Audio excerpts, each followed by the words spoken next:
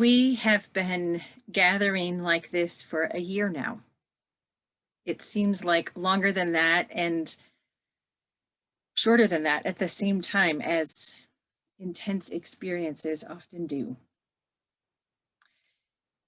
So the words I wanted to share with you as we gather ourselves this morning are from one of my colleagues, Reverend Barbara Hoke-Gadden, and she talks about how we keep creating and recreating the sacred community that we call church, but it is any gathering of people who are seeking that depth in life. People have to dream a church into being. They must have a vision for what could be and allow themselves to want that vision.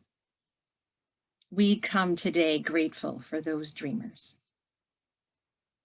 People have to labor for a dream to become a church. They have to meet and plan and find agreement. They have to make calls and write letters, teach Sunday school, warm up food, work in the yard, raise the money for their dream. We come today grateful for those laborers. People must love a church into being. When they get weary, when things seem scarce, when they can't agree, they must love hard enough to see it through, to see in one another the hope and the salvation of the world. We come today grateful for those who loved this congregation into what it is and who we are today. And now we are the people. It is our blessing, our turn, our honor. Let us worship together.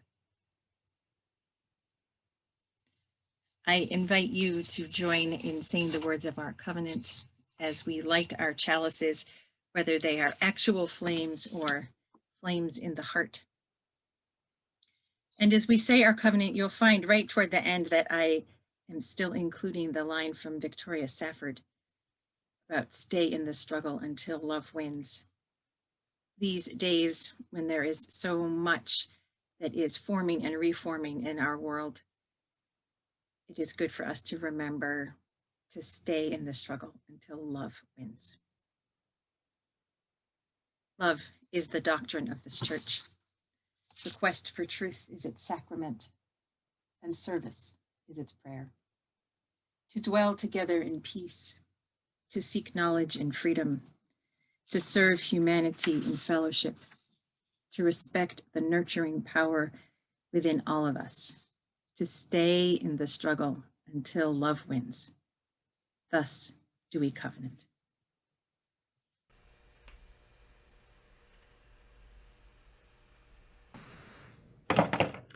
It is that time in our service when we open our wonder boxes.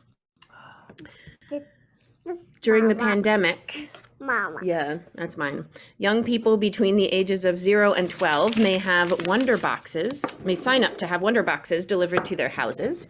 If your child is not currently on the wonder box list and would like to be, you can sign up by clicking the link that will appear in the chat.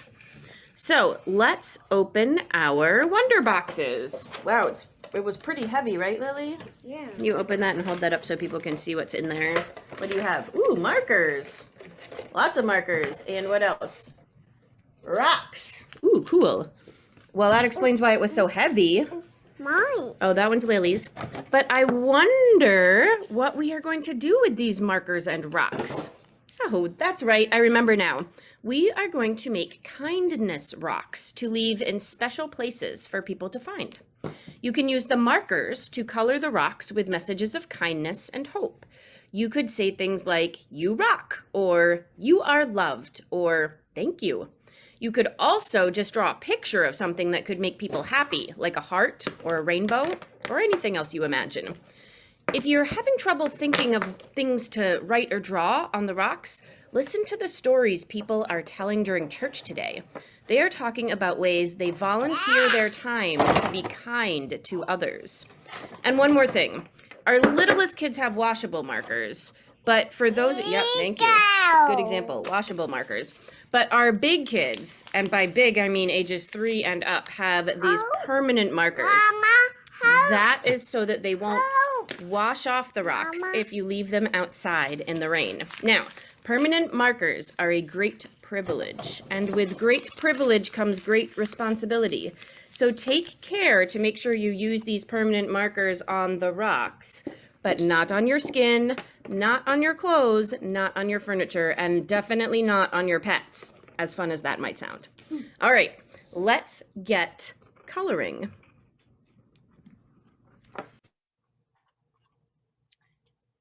Hi, everybody. It's Alan.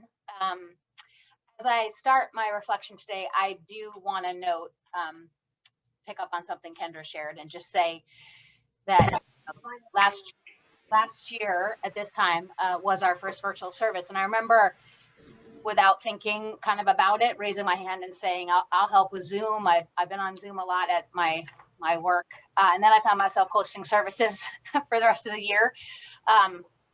And just, I think about this so many Sundays later that I'm grateful that this community came together the way it did, as fast as it did, and committed fully to the virtual space. And I think instead of being held back by all the ways this was different or worse or challenging, as a community, we leaned into this new way of gathering and connecting. And so many good things have come from that commitment, and I think we're stronger for it. So I'm grateful for all the individual decisions and learning that each one of us did, to kind of help us continue to build this community in the past year. So about 9 months ago now, in the shadow of all the racial injustice this past summer, a few teenagers at FUUSE, specifically Daniel, Emily, and Delaney, started talking about, I think 7 was in there too, probably. Started thinking about how they could take action, how they could do something more than just be frustrated, post on social media, get angry and overwhelmed, basically on a repeat loop. So the small group started meeting with me and Emily Samuel every Tuesday night for an hour. Over the past months, we have grown from 3 FUUSE teens to a group of 10 teenagers from all over the Seacoast, some of who are connected to this church and a lot of whom are not. And they came into the space for different reasons, but now are committed to their daily anti-racist journey as white kids being raised in a white community, in a white state, in a country with pervasive systemic racism. I think at the time they thought they were coming together and taking action would look like protests or marches or speeches. And instead, what it has mostly looked like is reading, listening, watching, taking in new perspectives, learning, being challenged, and really deep self-reflection at 14, at 15, at 16 years old. It sounded like these teens realizing basically 4 big things. The first is they have learned that there's always a system behind the individual thing they're seeing or reading about. They need to pull back, find the root cause, and see the system at play. Second is that they have come to deeply understand that they are marginalized in their own ways, and they do struggle.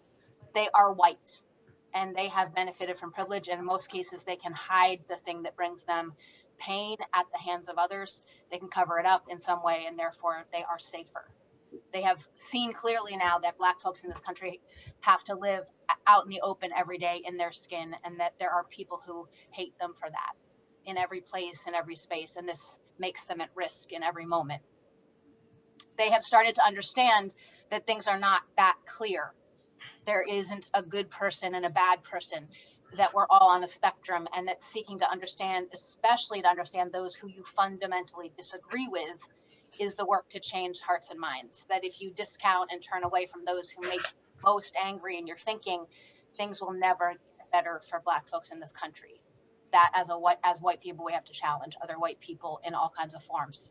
And the last thing that they've realized, I think, is that Perhaps the most challenging thing they have seen and learned is that they have contributed in ways that have harmed others, that they are in fact racist, and that it isn't personal, it is a fact.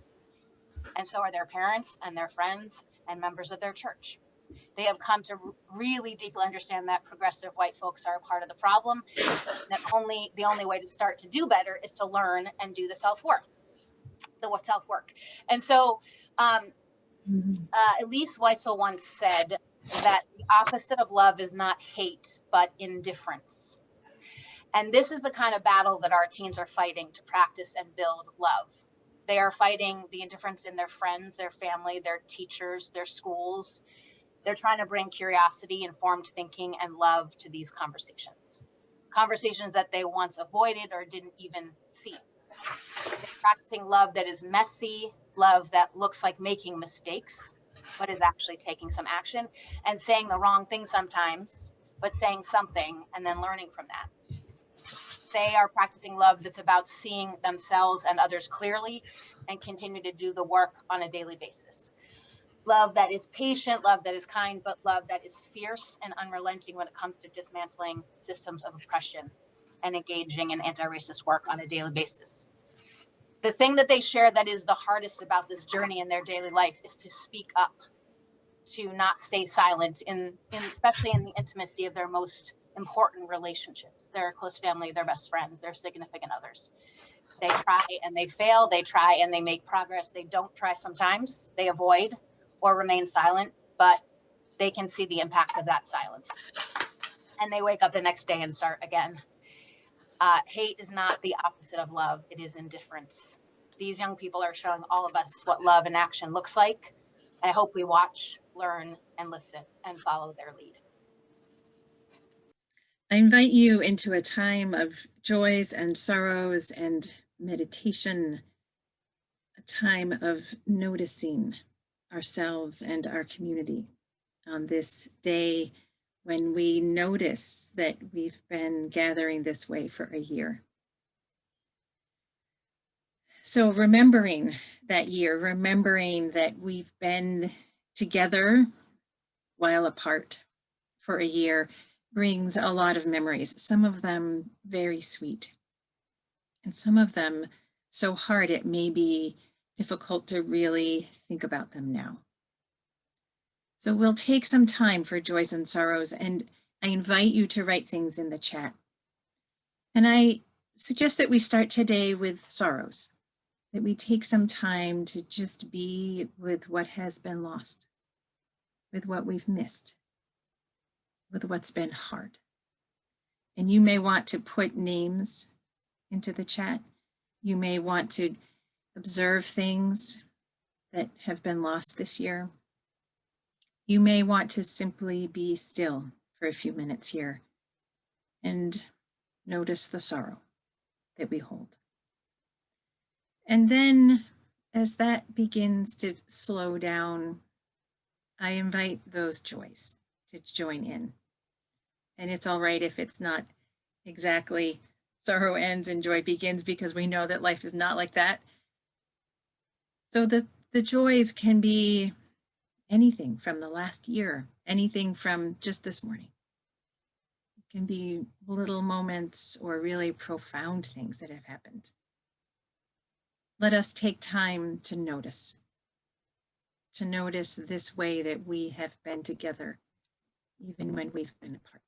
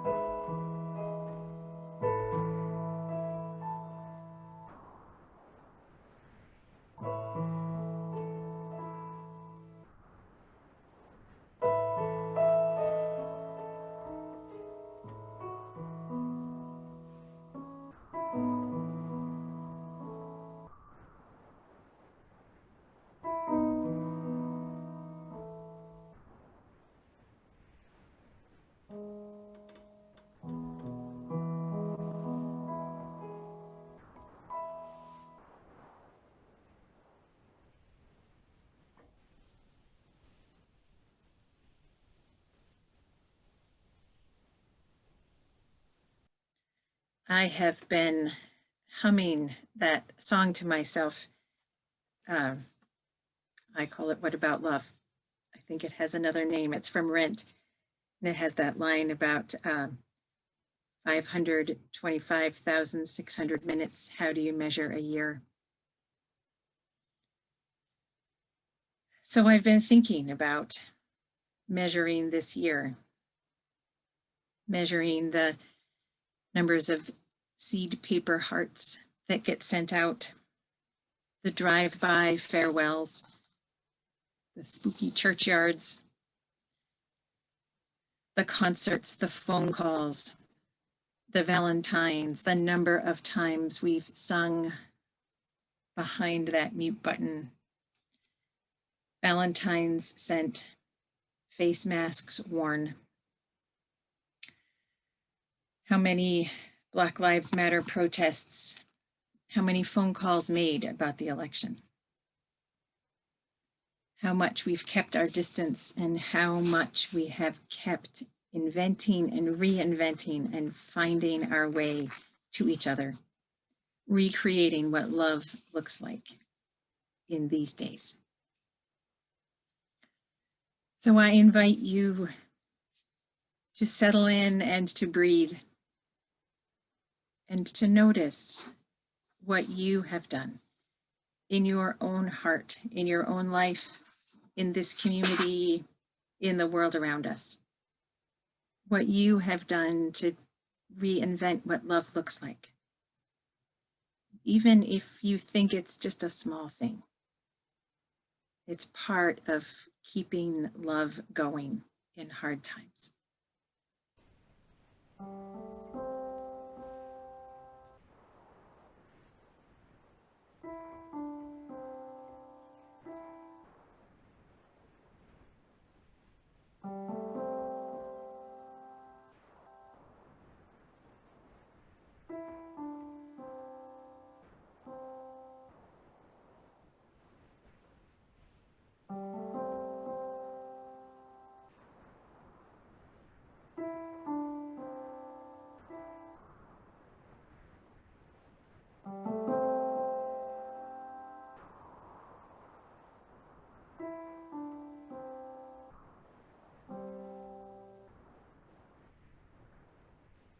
I'm feeling grateful, like Alex, for this community. And I have some things to share today. My grief for the abuse of Black and brown people often shuts me down. It's stunning, the enormity of it, the long arc of history that reaches into our daily lives. One UU writer had something to say about my common feelings on the topic of taking action. Perfectionism is a feature of dominant white culture. Striving for perfection does not nourish. So I put down my perfectionism and I accepted that I may make blunders. And like Alex said, love that looks like mistakes. So as for putting one foot in front of the other, I'm going with inaugural poet Amanda Gorman. She said, not to perfection, but instead to purpose. And I hang on her prophecy. I love these words, that even as we grieved, we grew. This work to repair and reconcile got me searching for funding to confront racism, a program that would be something in the arts, a grant that would give the racial unity team that I work with a chance to invite artists and residents to share their experience with our predominantly white population of youth. But my first step into this project started when I heard how hip hop was born. The expression found a place in my heart. Hip hop and spoken word are the language of youth today. You saw it in the poetics that found its way to the Super Bowl this year. Hip hop began in the 1970s, and young Black men wanted to let this country know that they were tired of not being heard. They and their Black friends listened as lawmakers talked plenty about liberty and justice, but it wasn't happening for them. They wanted their questions answered. Why are we still carrying the burdens of history? Why isn't Black history U.S. history? When will Black second-class citizenship end? The substandard schools, the toxic housing, our brothers jailed while white men and boys go free for the same offense. Where is the promise of democracy for us?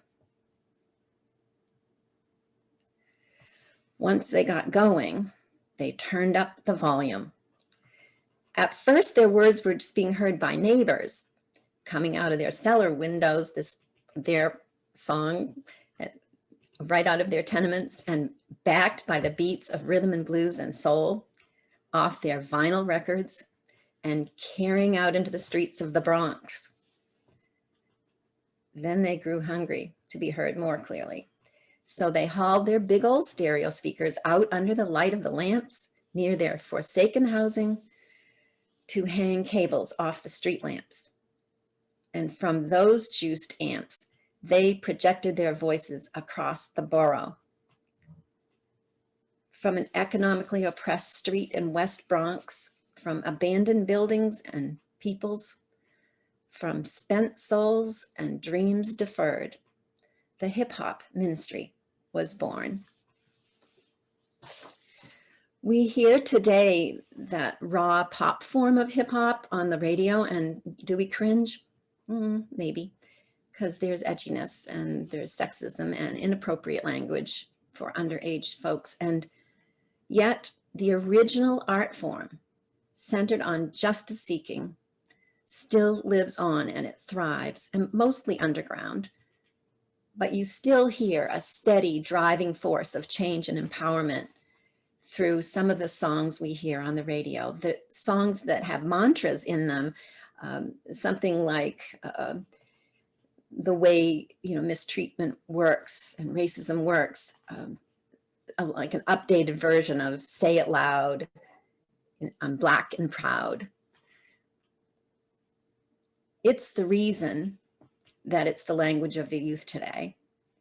And in May last year, when the cell phone videos of hate and fear-mongering were bringing people, us, everyone, into the streets, onto street corners to protest police murders of unarmed Black men, women, and children. That was when I came across words of Toni Morrison to inspire me farther. Here are her words. This is precisely the time when artists go to work. There is no time for despair, no place for self-pity, no need for silence, no room for fear. We speak, we write, we do language. That is how civilizations heal. That is how civilizations heal. I was inspired and I found grant funding for a project to offer youth a safe and courageous space to tell stories of bullying, being targeted for the color of a person's skin, the daily life of so many.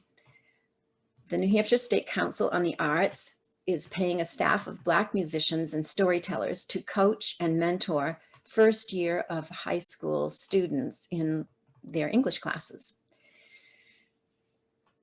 3 adult culture keepers, culture makers, are sharing how the arts have saved them from despair, how they express themselves and break barriers through the universal language, music, poetry, and more. The arts have changed history. And perhaps you remember how singer-songwriter Bob Marley took to the streets in Jamaica, and he got 2 oppositional candidates who were bitter enemies to join hands in a concert in Jamaica. And under a night sky, he led people to sing along with him. One love, one heart.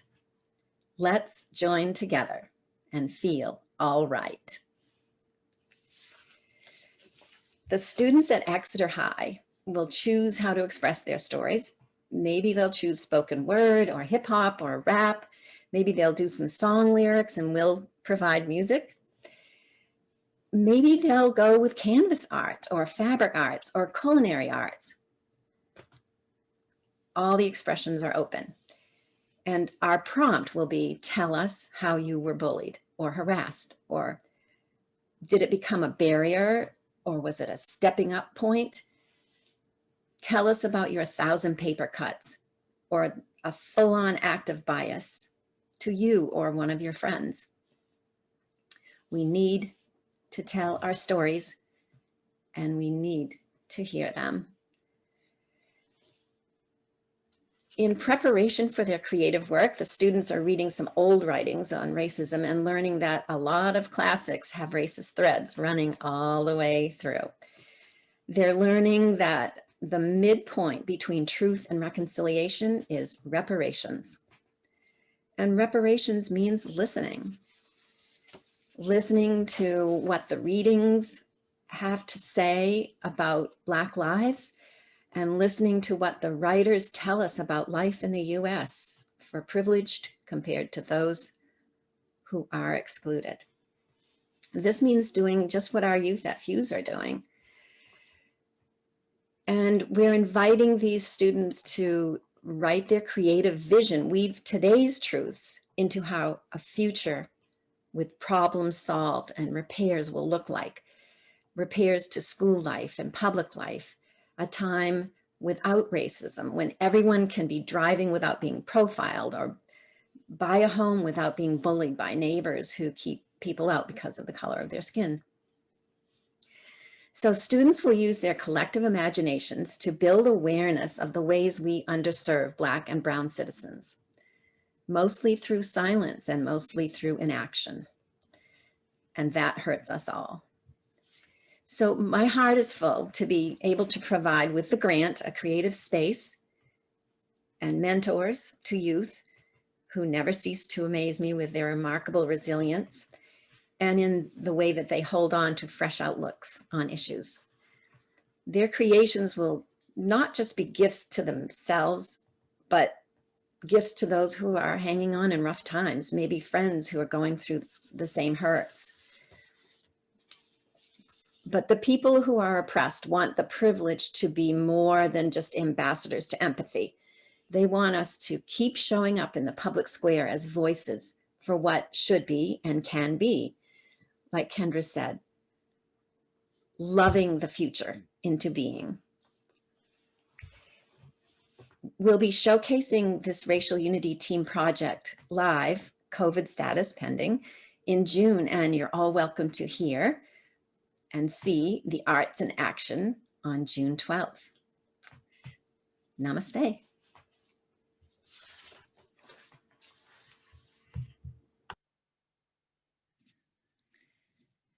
There are so many ways that love shows up in the world that we in this congregation keep showing up. There are so many stories and we'll keep hearing them. We get to hear one more story, and this one is recorded. So I'm going to share a video with you that Keturah Kreps has recorded in advance about her work out in the world, showing up with love. So this is a year in. I am going to do something new, constant learning, isn't it? And share the video with you. Good morning. My name is Keturah, and I'm here to tell you about how I've been siding with love during my experiences with New Hampshire Mutual Aid Relief Fund, also known as MARF. I started volunteering with them in the fall. Many of you participated in my purse project where we collected old purses and stuffed them with women's essentials in preparation to distribute them to the homeless. At first, I wasn't sure how I was going to find homeless women to give these purses to, but then I learned of MARF and decided to check them out one day. I successfully distributed the purses at one of their free stores and really got to know the people that run the store. The free store happens on Sunday in Manchester, and the group shows up in the park and sets up tables filled with essential supplies, and then the homeless go through the line and collect the things that they need. Because I'm a nurse, I found my niche at the first aid table. A couple of other people with medical backgrounds usually help out at that table too.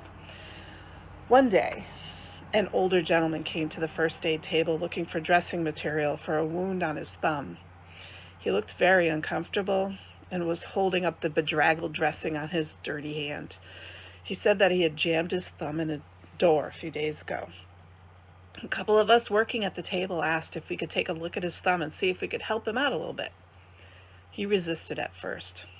We were not really sure why, but it was his prerogative. We gently kept asking questions about how we could help him out. Eventually he said, "I need a minute." And he walked over to the dumpster for a few minutes, pacing.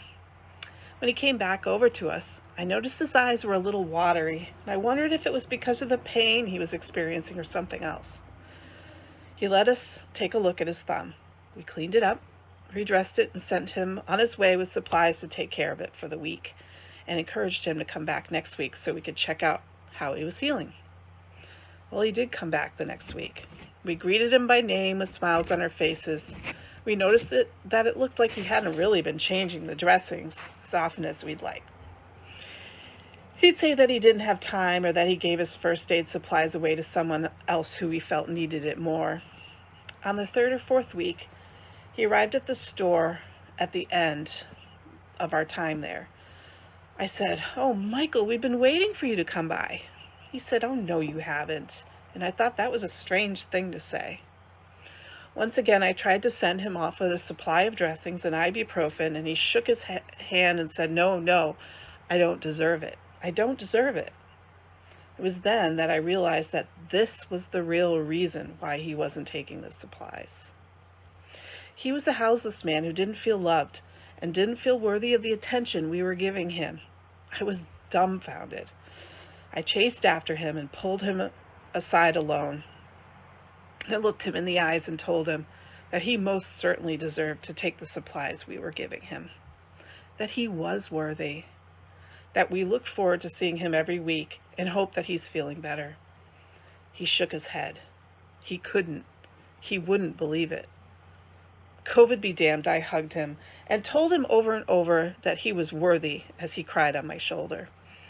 I realized then that when he walked away to that dumpster the first day, it wasn't because he was in physical pain. It was because he was overwhelmed that people cared and wanted to help him. He had to collect himself. He had to gather up the strength to accept it. He must have gone a long time feeling invisible and eventually believing that because of his situation, he was unworthy. So, my friends, I'm hooked. I'm siding with love for our houseless neighbors whenever I can. This is just one story. We help houseless folks feel human every day, and we don't plan to stop anytime soon. Thank you. You all keep showing up for love. You keep showing up for each other and for folks out in the world. We don't always see what each of us is doing to bring love into this world. And I'm hoping that we will find more ways for you to see each other, to see the profound work that you are doing one person at a time that brings much needed love into the world.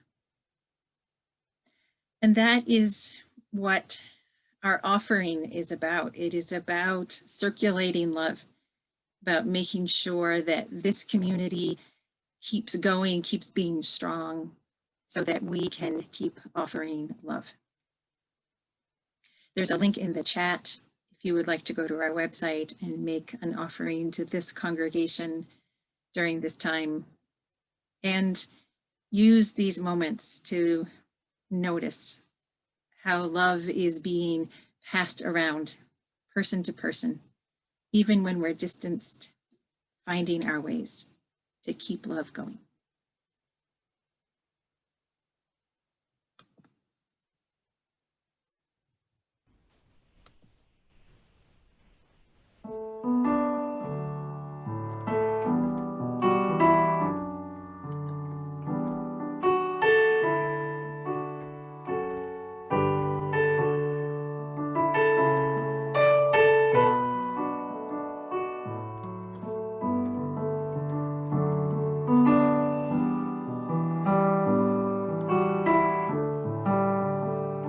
Oh, we give thanks for this precious day, for all gathered here and those far away, for the time we share with love and care. Oh, we give thanks for this precious day. Oh, we give thanks for this precious day, for all gathered here and those far away, for this time we share with love and care. Oh, we give thanks for this precious day.